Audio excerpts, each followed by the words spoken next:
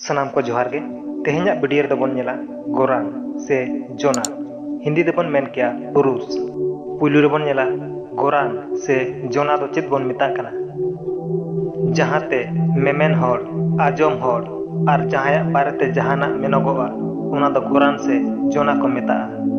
हिंदी दे बन मेन किया जिससे कहने वाले सुनने वाले और जिसके बारे में कुछ कहा जाए उसे पुरुष कहते हैं। नितो दो बन नेला गोरान रना हटी गोरान दो पे हटिंग रे हटिंग कना पुलु दो माड़ांग गोरान हिंदी ते उत्तम पुरुष दोसार दो समांग गोरान हिंदी ते मध्यम पुरुष और तेसार दो संगिन गोरान हिंदी ते अन्य पुरुष।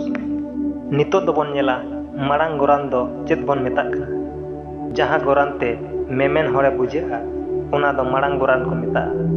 हिंदी ते बन मेन किया जिस पुरुष से वक्ता या लेखक का बुद्ध होता है उसे उत्तम पुरुष कहते हैं। जेलेका इन अलांग अलिंग आले एमान।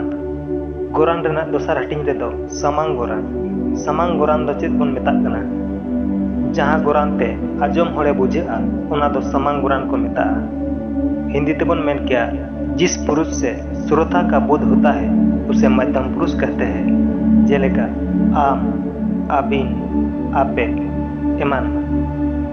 गोरान रेना तेसार हटिंग रे बन नेला सांगिन गोरान दो चेद बन मेता कना जहां गोरान ते मेमेन होड़ और आजम होड़ छाड़ा एटा होड़ को बुझेगा उना दो सांगिन गोरान को मेता।